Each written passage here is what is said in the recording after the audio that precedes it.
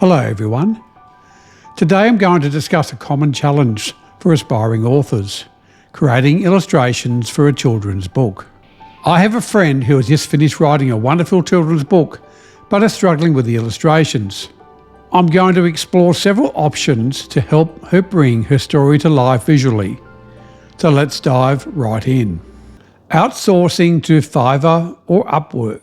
If you prefer working with human artists, platforms like Fiverr and Upwork offer a wide range of talented illustrators.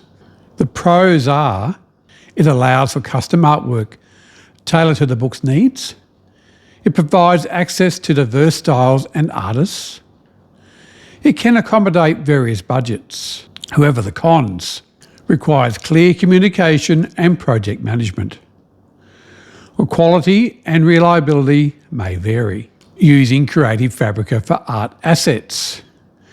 Creative Fabrica is an excellent resource for obtaining pre-made art assets.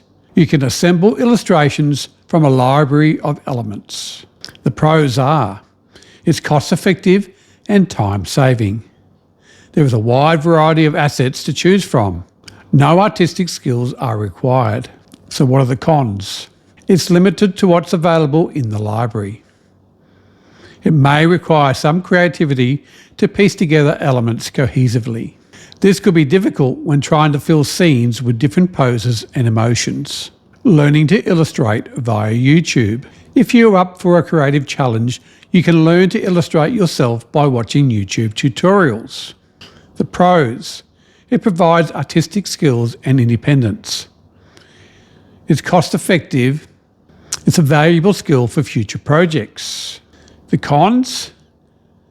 It can be time-consuming and may delay the book's release. It has a steeper learning curve for beginners. You may not reach the desired level of expertise quickly. So let's have a look at Midjourney. Midjourney is an AI-based image generation tool that uses a text-to-image model.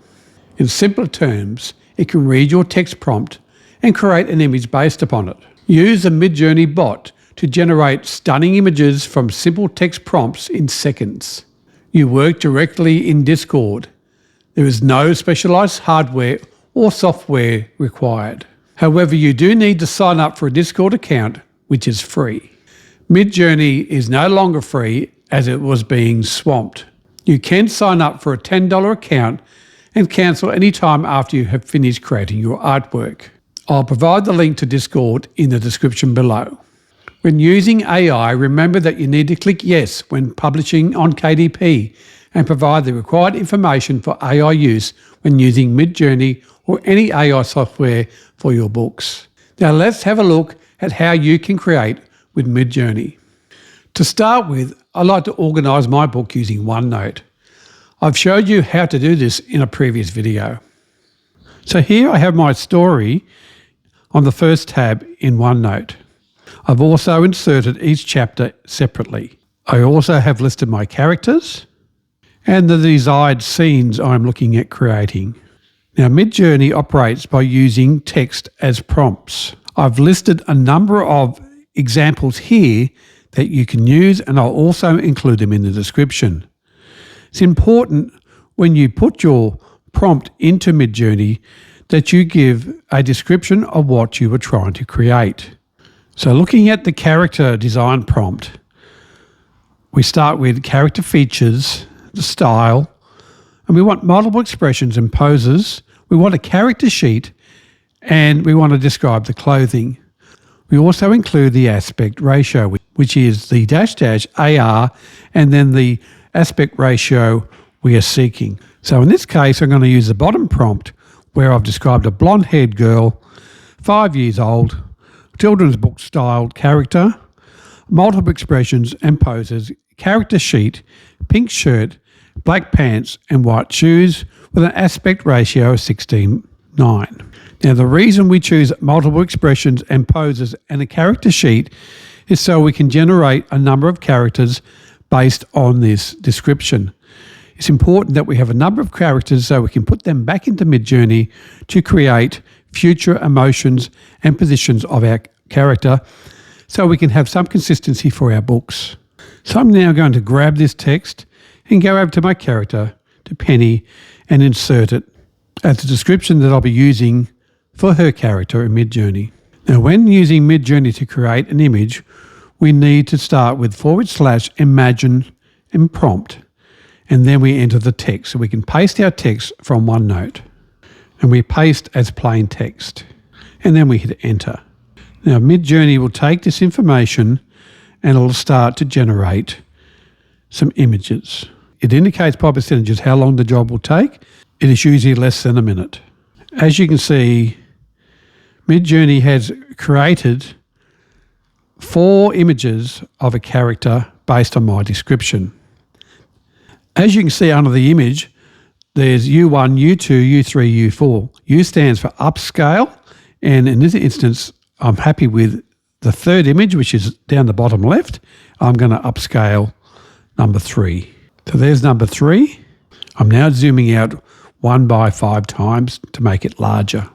This will regenerate the same image in a further 4 images that I can then use to decide which one I would like to use. I can expand further if I require, or I can start all over again. I'm happy with number 1, so I'll upscale number 1. And as you can see, this has now given me more room for cutting out. So now I will save this image to my computer, and I will call it Penny Character Sheet. Now, I now want to introduce you to 2 free tools that you can use for these images. First one we're going to use is I Love Image. And what this allows me to do is to crop each image from the sheet. So I'll upload the Penny Character Sheet, and here it will appear, and I can now move the box around and capture each character individually and save them as a file. I'll show you again. I'll grab the next image down the bottom middle, and as you can see, all these images are showing different poses of my character. Crop image and download cropped image.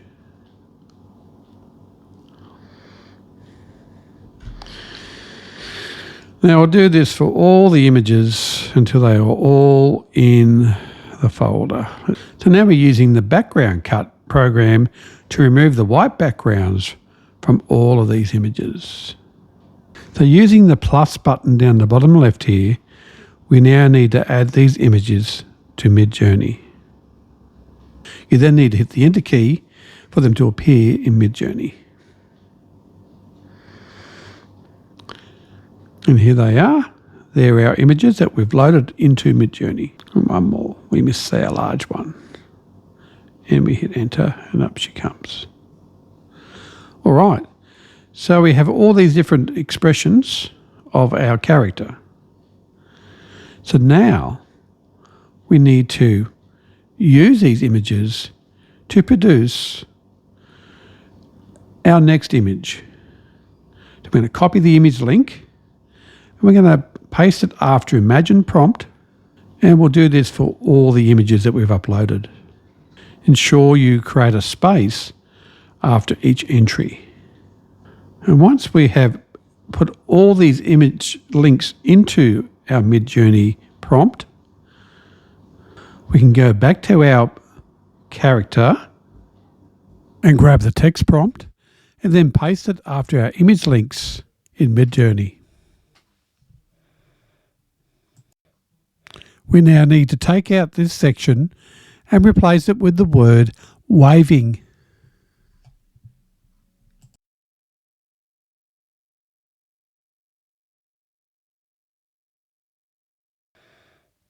Now hit enter and let Midjourney do its magic.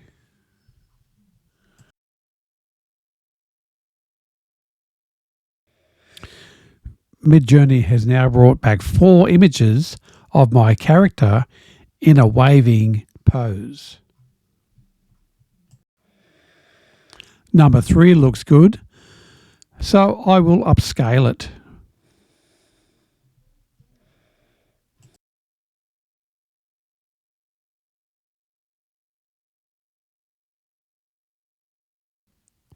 On further inspection, I've decided to go with number 2, so I will now upscale image number 2.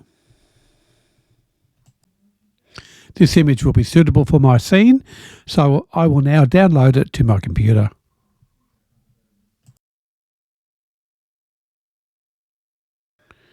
So it's just a matter of grabbing this text again and pasting it again, this time changing the word from waving to sitting.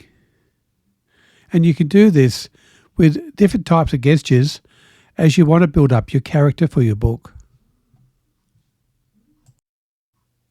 Now the results you get are not always perfect, and you may need to tweak the words you use in order to get the best results. So after about 6 attempts, I finally started to get the look that I was after.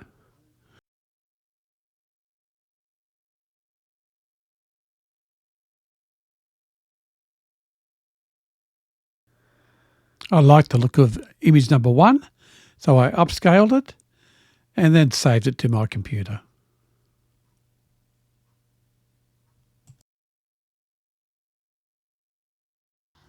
Alright, so we can now repeat this for our next character, Justin. Go through the same process for our next character, which I won't go through because it will take too long. And now I'll search for a scene using the prompts that I saved in my tab on OneNote.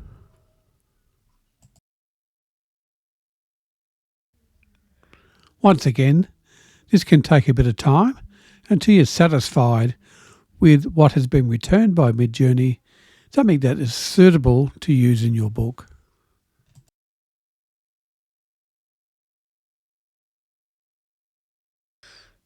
So after about 3 attempts, I've found an image that I think will be suitable, one that I think that I can place my characters in and they won't look out of place. So number 3, I'll upscale that. And yes, I like that image, and I'll now download that to my computer.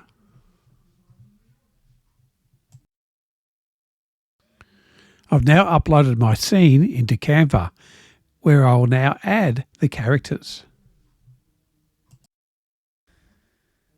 So it's just a matter of uploading the characters and then dragging them into the background image and just adjusting them so they look like they're meant to be there.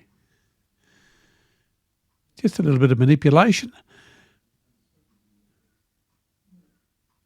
And before you know it, you've created a scene that you can use in your book. Obviously, the further back they go, the smaller they need to be. And as they come forward, you need to make the size look appropriate. Just a bit of tweaking until you get it right. And once you're happy with the result, just a matter of downloading the image to your computer.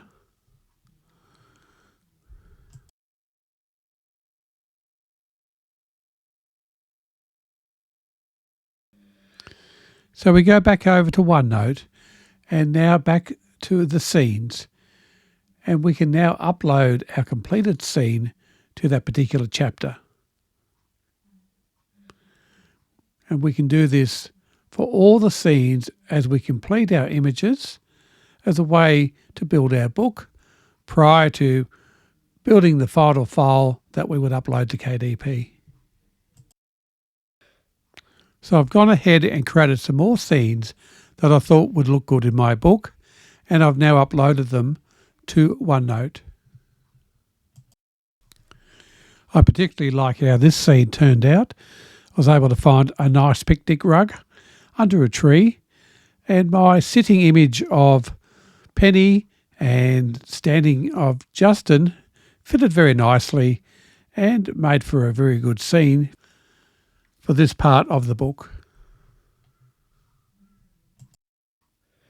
It can take a bit of time and persistence to get the right scene and to get the right image to put into the scene.